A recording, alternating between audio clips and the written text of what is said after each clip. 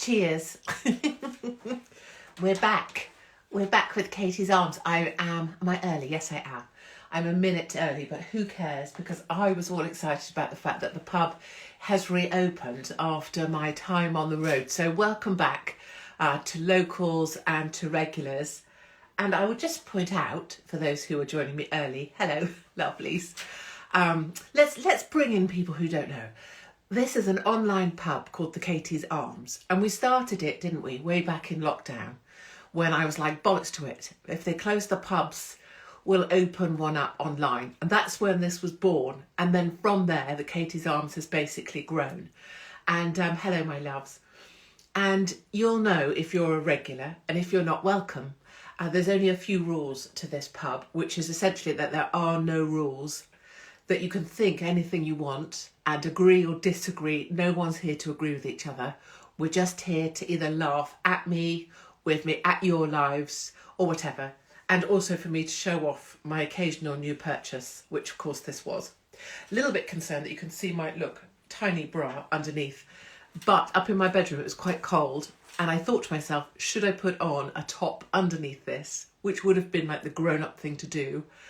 And first timer, yay, hi, whoever you are, someone, Jamie, I think.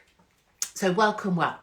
This is all your family here, and they will all look after you and be great to you. Where's my jumper from? I don't know. And I can't take it off to look because I've got nothing on underneath. Hold on. If I show you the label, can you see the label if I show it to you? Oh God, I don't think you can. Okay, I don't think you can. So what I'll do, look at my tiny little bra strap, pathetic. It's because I have such small boobs. I will put afterwards where this is from. But what I do know is it's super, super soft, and it's got some sort of hair in it. Is it mohair or is it Angora or something? I can't even tell. But also acrylic. So you can't ruin it, but it also looks kind of posh, right? Sort of like me. Don't talk about being ruined. This is a family show. Although on that, we forgot to take Mumsy down. Wait one. So the other thing is my mother probably is watching this now. Mother, go away. So what we do is we take Mumsy down off the wall. Wait one. So that she doesn't hear. Oh well. Mum doesn't like to hear me swear. So we take. Can't. Did you just see the similarity then?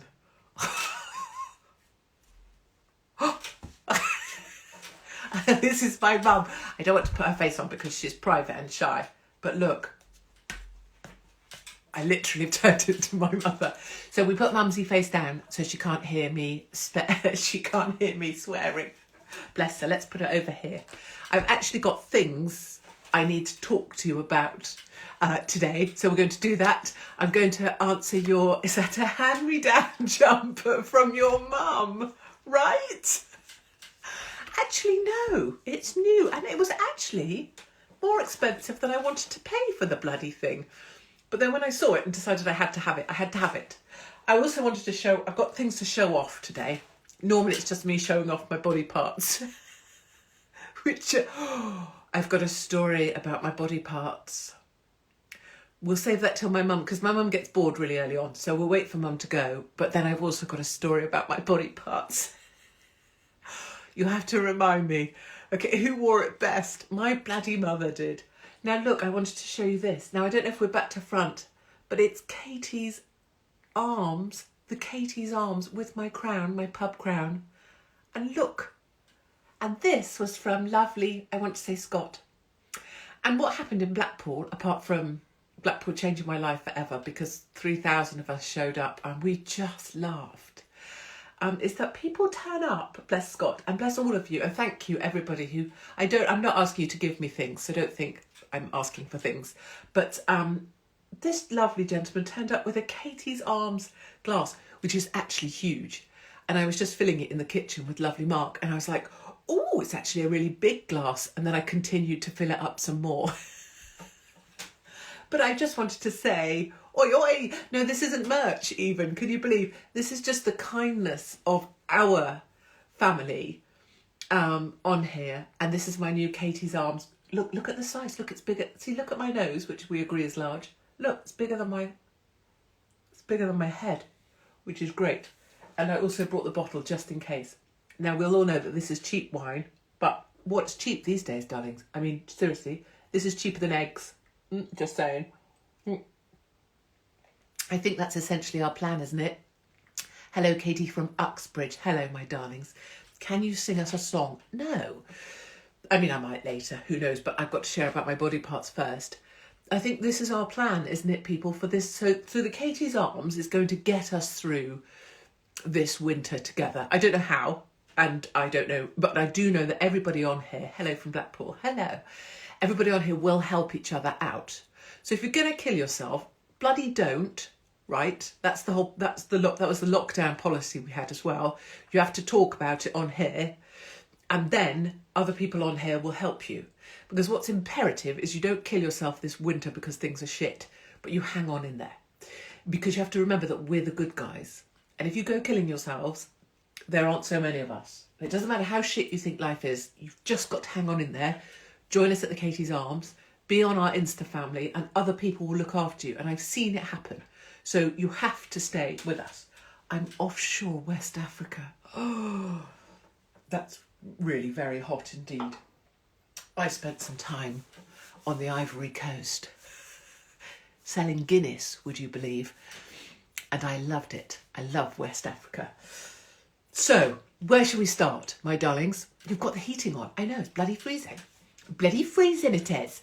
I am just back from 2 months across the States.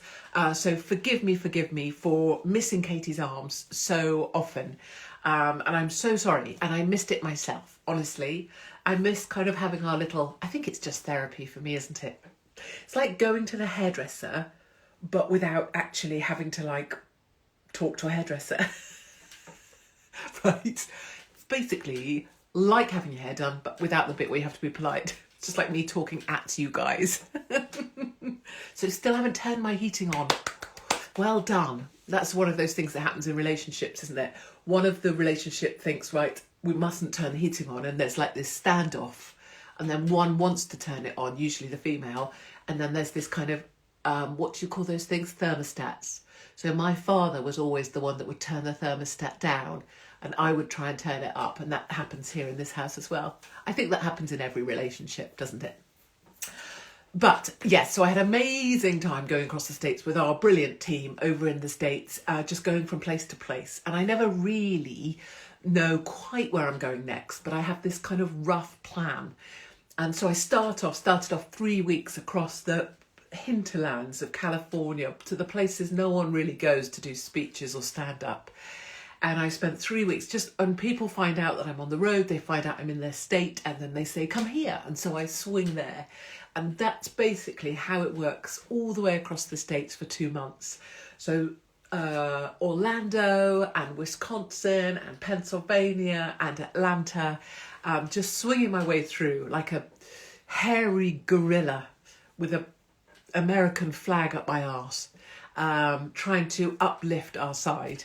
And as you'll know, maybe, we are nearly at the midterms, which is really, really important for Americans, because if we can get red back into the House and the Senate, everyone will feel better. And I believe that's what's going to happen. It's going to be a red wave. We've already had Trump in Iowa saying he might run again, very, very, very, very, very, very probably. But regardless, what everyone needs at the moment, as you'll understand if you're in the UK, is we need some good news. So no, I'm back in the UK. This is me in the, well, we used to call it piano room, but only because it's a room with a piano in. I need to tell you about Twitter. So yes, I'm back in the UK. And no, so this is a tricky one, obviously, for me to talk about. But if you see me on stage in Pennsylvania, that's a good speech to watch. I'm going to try and put some of it up here on Instagram. Nearly said Twitter then. But I can't put the whole thing up because I think it will just be pulled down or censored, or they'll take my account. No, you still have to be vaccinated. Hold on. I need to clear my throat. You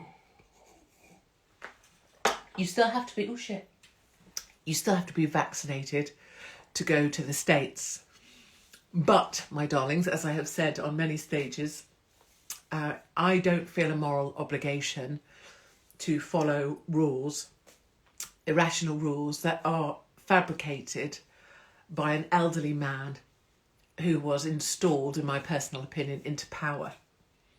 And you have to balance that with the fact that I have no, in terms of risk and my personal risk, I don't have a limit to personal risk that I'm willing to take. So it's different for me compared to other people, because maybe you're trying to look after your job or your family or keep your home, or you don't want to be arrested. I don't really have any of those limits. So therefore I continue to do what I think makes sense, which is get over there. And you know what? On one of those stages, I'm like, so here I am, arrest me. And what I mean by that, I don't desperately want to be in prison. It's more about what are you going to arrest me for? You're going to arrest me for going to the States and being kind and supportive and positive to large 4,500 people in Pennsylvania. You want to, what? Take a woman away for being positive about America and good people. Okay, go on then. So that's my answer to that. Am I back on Twitter? I'm not asking that just because I fancied it. I'm asking it because people are asking. Oi, oi, gobby chick. Oi, oi. I am not back on Twitter. I will be if they'll let me. So please know that if Elon gives me my account back, I will be... Yeah, we don't know... Sorry, yes, we don't know where we got my sweater from. But once I remember, I'm going to put it on the comments. Why am I doing this? You see, this is why I can't be a grown-up in the room, can I, anymore? We don't know where I got it from, but I'm going to find out, and then I'm going to put it on the whatever where you type in when you put a video up, so that you can purchase one. But I know that they're 60, maybe 70 quid. I'm not that posh. I don't usually buy things like that. Twitter. I'm not on Twitter. If Elon allows me to come back, I will be on Twitter. But we have to remember a couple of things. Someone on Twitter is there's about 1,000 people pretending to be me. I've even got, I think there's a Twitter account for my nose, which I find quite funny. What distresses me is when people think I'm on Twitter, but the person that's pretending to be is just shit. Like, they're just shit at writing. They're shit at phraseology. They have no word craft. I can't even bear to look. But when I see it and I think, do people really think that's me? Do people think I'm that shit at writing tweets? Word craft matters. So whoever's on there saying that they're me, it's not me. And then someone told me the other day that someone was asking for to be bought something on that Twitter handle, pretending to be me. And I was like, but I've never asked anyone for money, not ever, not even when I lost my home, my jobs, my everything. It's not how I roll. People have got their own shit to deal with without dealing with my shit as well. Much of it I brought on myself. So please know that isn't anything to do, nothing on Twitter is anything to do with me. And if I come back, I'm coming back with my original handle. It's unlikely, I think, because my account wasn't just locked, it was universally blocked, eviscerated from the face of the planet, because a nasty little group who don't deserve naming, but one of them is the lady who spells things on Countdown, combined with another faith group, went and lobbied directly at Twitter HQ in Piccadilly Circus. So my ban wasn't quite like any other ban, it was a evisceration. Anyway, enough of that. That's so I'm not on Twitter, but I do love the fact that Elon's back. I've offered to marry Elon on a number of occasions. I know people say he's a terrible guy, but whatever. And I love that he's just got rid of 50% of their staff overnight. And I love that they only find out about their jobs being cut by going onto their email. But not even that. If the message goes to their private personal email, it means personal emails means they've been fired, but if they've still got a job, they get it on their work email. I just love it. And I don't even care about it like that. It's been a blessing for me not to be on that damn thing, because what it forced me to do was get out amongst people. And I love that happened, because I think without that, I wouldn't have done the speakeasies in people's lounges or houses, and I would never have spent the last 5 years going across the States and building this brilliant network of people that will just keep pushing me forwards. Like, piss off, Hopkins. So in a way, being banned from Twitter and actually everything and not being allowed to speak here in the UK meant that I really threw myself to the road in America, and that's really paid off. And now I get to be back here and do some events. So big news I want to tell you about. Circus Tavern in, I'm reading this as you can tell, Purfleet. See, I told you I prepared. Hold on. We have to drink, we have to cheers to the Circus Tavern in Purfleet. 1 second. See how big this glass is. Look. So you see what happened then? Someone just put, I love you so much, right? And I nearly flashed, because that's literally what goes through my brain if someone's like super nice to me and I don't know what to do with compliments, as you know, so I have to be silly. And anyway, before we go back to Purfleet, I'll just tell you my flashing body story. So with lovely Mark, like as a joke, when he comes home from somewhere, or like I'm somewhere and he doesn't realise, because he's not super aware of me all the time, which is really annoying because obviously he should be obsessed. Like, so I'll be like, I'll hear him coming up the stairs. So I'll stand at the top of the stairs. Oh, I just did flash. with my sweater, but my little boobs out. But like, say he comes home, he drives home, I'll bang on the window, open the window and then just flash. But I also have a face that goes with it, right? And it's this face. Hold on. So basically, I'm going to try and do it without flashing. I hold my thing up, show my boobs and do this face. And I think that that's really cute, right? But then on the road in America, I tried to do that and send it to lovely Mark on WhatsApp. So I got my top up with nothing on and I did this face, which I think is cute.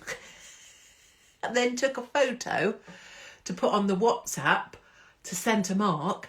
And then I saw the photo and what was looking back at me wasn't like cute with like boobs. And I imagine like this, I don't know, you know how like you see like cute young people and they've like got these little boobs and they look cute and all that. That's what I was projecting, right? So I'm like, but then what was looking back at me on the camera was just this kind of, you know, bit droopy, flat-chested woman with like triple chins going, oops, Joey Deacon.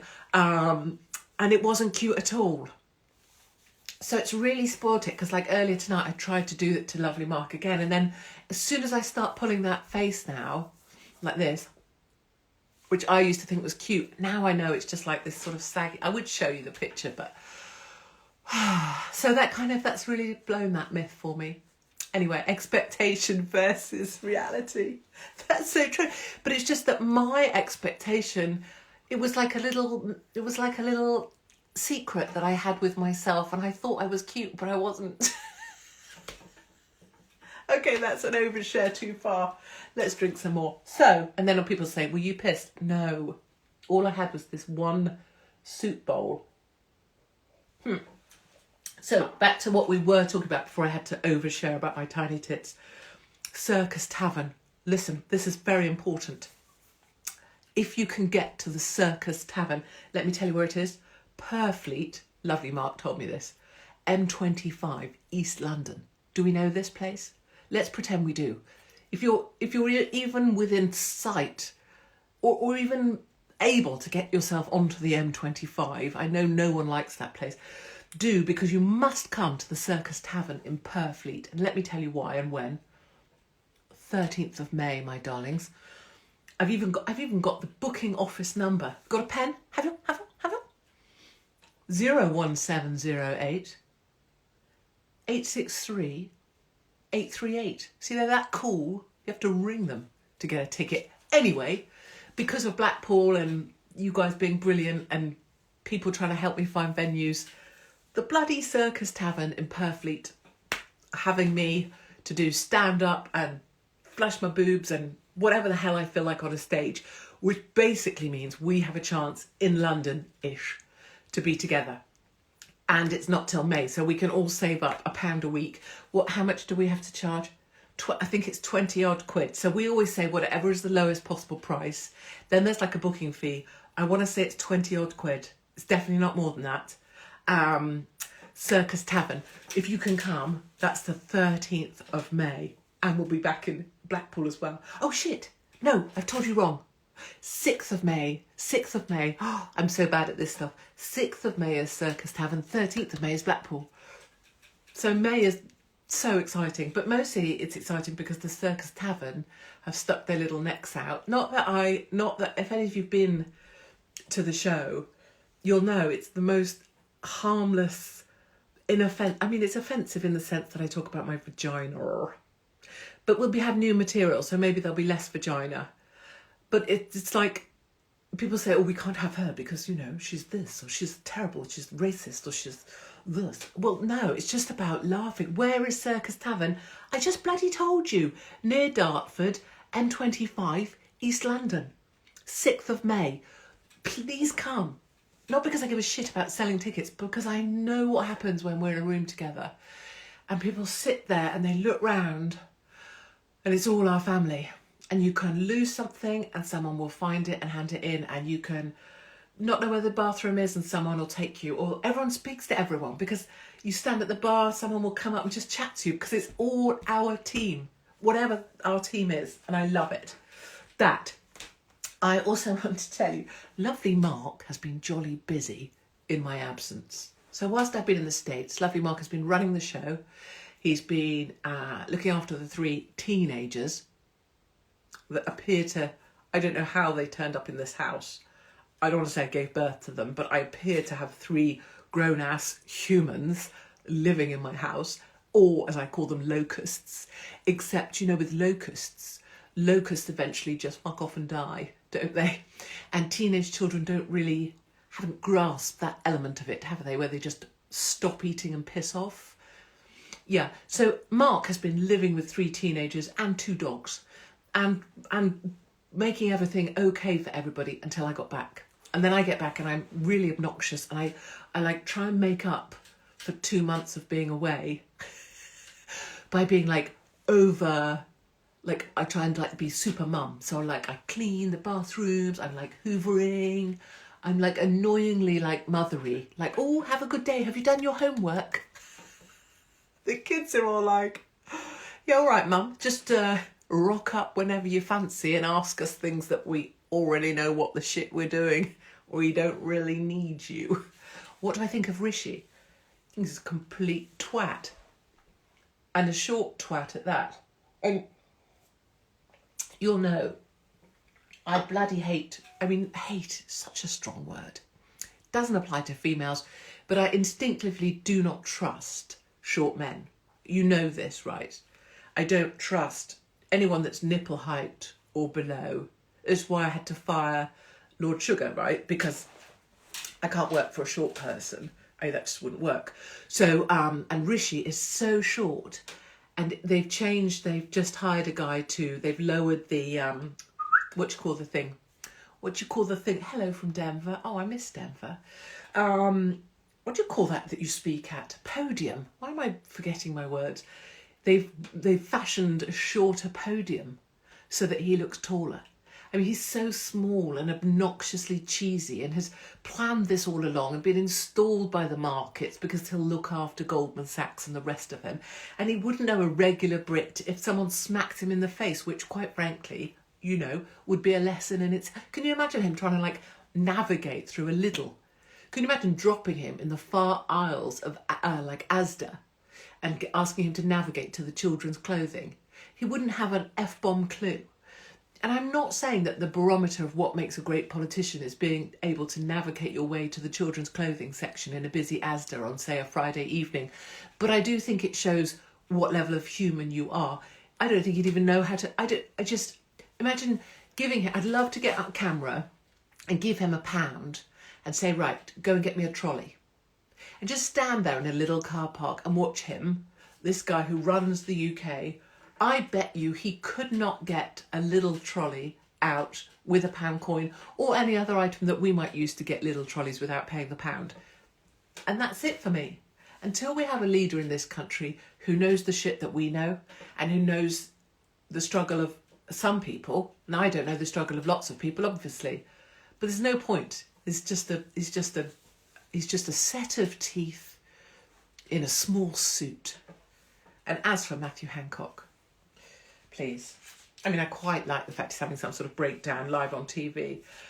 Lovely Mark has also been busy in other regards. You'll notice on the piano, offerty piss cards. Because Christmas cards, Jesus Christ, are they not the most boring bloody thing? Some picture of a friggin' donkey. Oh, or holly. Well, no one sends a Christmas card anyway, do they? So Lovely Mark got busy, and I was ranting a week or so before I left about the fact that I'm so bored with cards. That you go to send someone a birthday card, they're all the same old shit, aren't they, in Sainsbury's, or something that's not really that funny, or some stupid quote that's been used before, or some, whatever. So Lovely Mark and I were like, bollocks to it, let's just make some cards that at least we would want to send.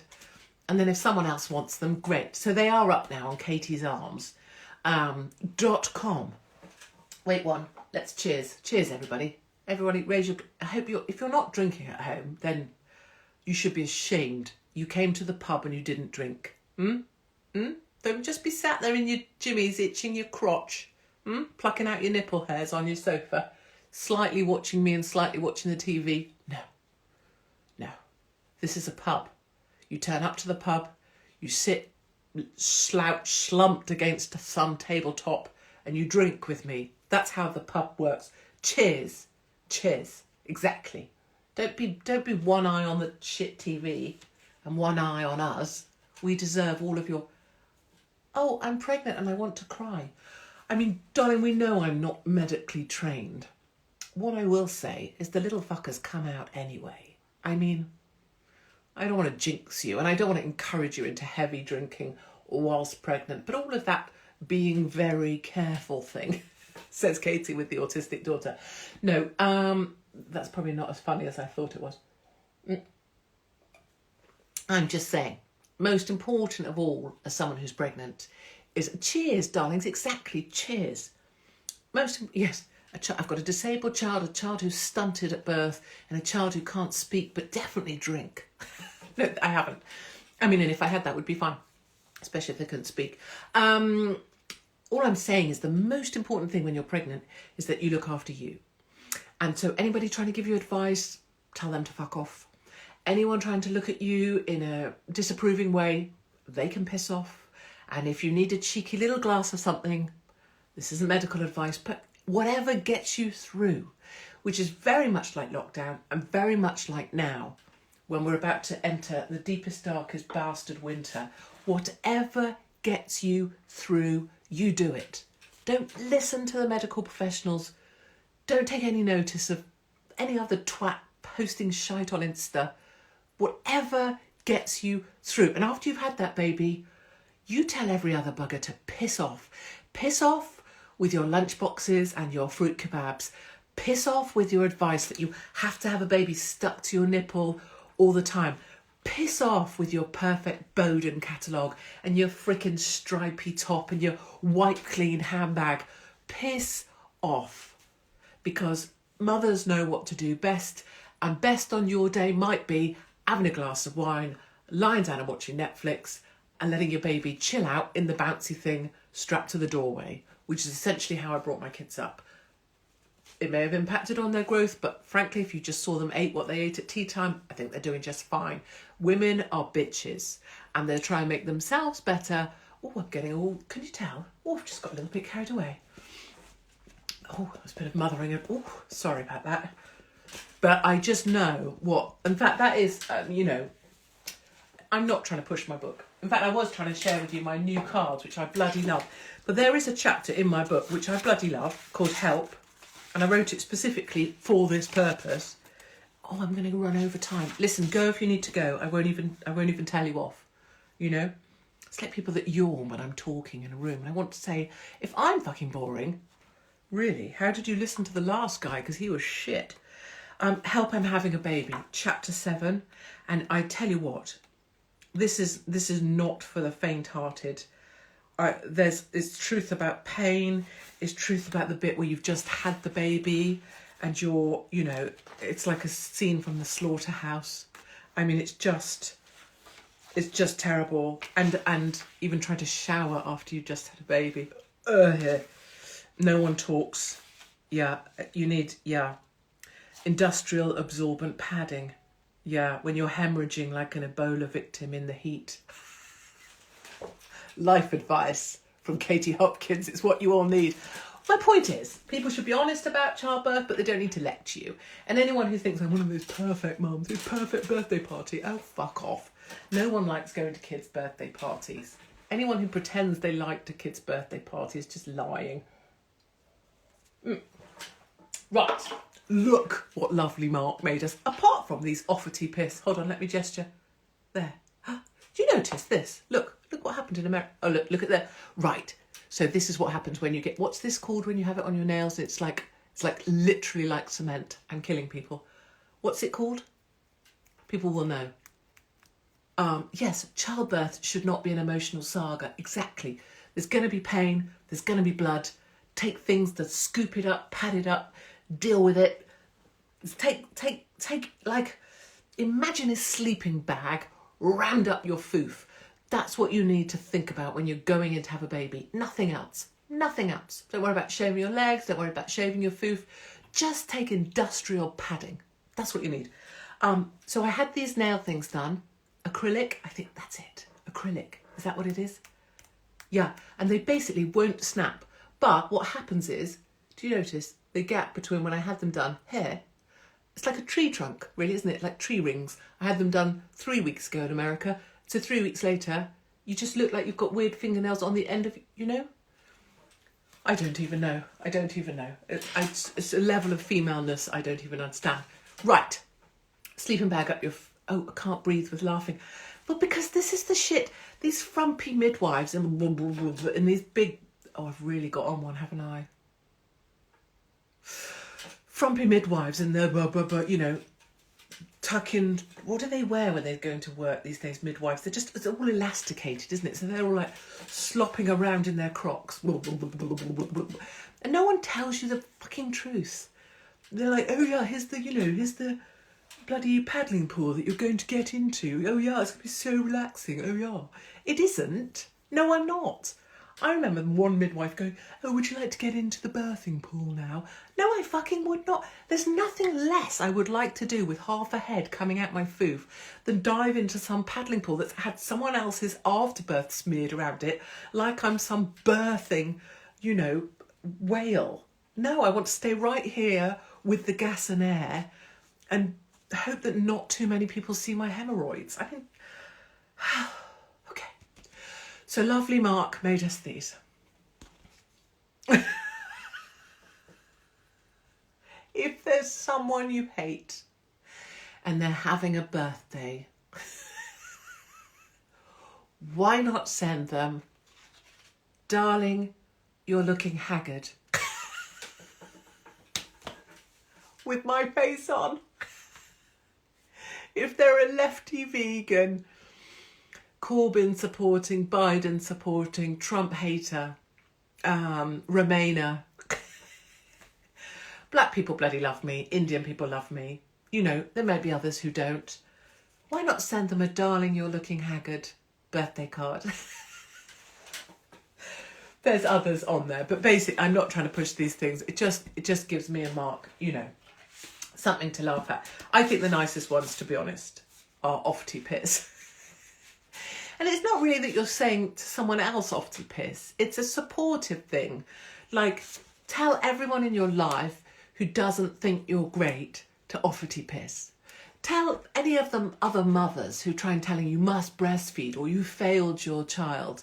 Offty piss. Anyone who doesn't make you feel better about yourself or tries to look after you or lift you up or bring you an apple pie when you're poorly. Offty piss, right?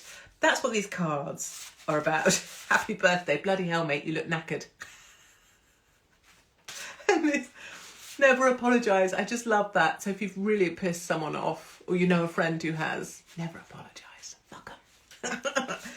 Anyway, what we're trying to do as our part of our, trying to help people laugh is, and I must go. Oh, do go. I'm running over wildly. I promised I wouldn't do this.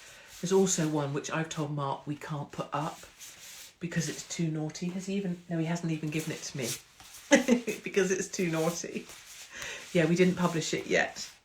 Anyway, what we're trying to do is get me to sign them. So let's just say you've got a good mate who's in the shit with their wife, right? So, excuse me. Better have a little drink. And you need to tell them never apologise. The idea is, if you go onto Katie's Arms, I will send them the card. I will write it. If you give me a few hints. Steve, desperate, overweight, balding, slightly sweaty when he's had too many pints, once pissed in his nan's, I don't know, plant pot. Give me some ammo and let me at him. And then the idea is I'm going to be sending out cards around the nation. There's really inoffensive ones like this, best of bloody British, But this is the idea, only to just really change the way of birthday cards because Christmas cards so dull. Right, I must go. So we've talked about Circus Tavern, 6th of May. I've told you I'm back in Blackpool in May as well. I'm going to need your help, guys. I'm going to need to mobilise the Katie's Arms army to help get the word out. So Lovely Mark's going to put together posters and billboards and whatever. And if you can help us, we'll come back to you with all of the detail, but we'll basically send you the poster for your window, or if you're a farmer and we can put a billboard in your land, we'll pay for the billboard and come put it in. But we're going to need your help to let people know where I'm going to be doing stand-up, because the media obviously won't help us spread the word. But we'll come to that next time. I'm going to be in Birmingham on the 11th of November. And we've kept this kind of below radar. It's me and Steve Miller from Sky's Fat Families. We're going to have a laughter evening called For Frock's Sake. And it'll be Steve doing his kind of fat family stuff from Sky, and me just, doing this and trying to make people who feel less good about themselves, just remind them that they're bloody marvellous. And if you can keep going every day, you're doing great. So that's the 11th of November. It's just like a week and a half's time. And Steve, I've got him to put back, I think 10 tickets I'm allowed for Katie's Arms. If you're interested in coming to Birmingham on the 11th of November, it's a very central, very nice location. There's already a bunch of ladies and lads coming. But if you want to come along, 7:30 on the 11th of November, if you can get to Birmingham, just email Mark, landlord@katiesarms.com, and we'll make sure we sort you out with tickets for that.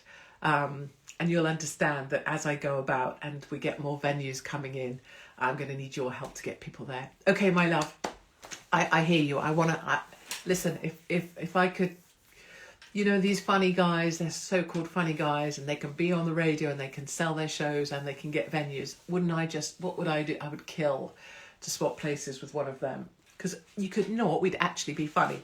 Right, I apologise for being 10 minutes over. I hope you have a lovely evening. Thank you for joining me here at Katie's Arms. And do sign up, or get your mates, anyone who you think is feeling a bit left out. They don't need to agree with any of us, but get them to sign up at katiesarms.com. Lovely Mark just keeps that email list, and he will never share it or never give any of your details away. Thank you for joining me, and I will share wherever I got this from. I'll put it in the commentsy bit shortly. Okay, have a good night and a good weekend, and don't let the bastards get you down, my darlings, because you're worth 100 of all of those shitheads in suits, including Rishi twatting shorthead Sunak. Okay,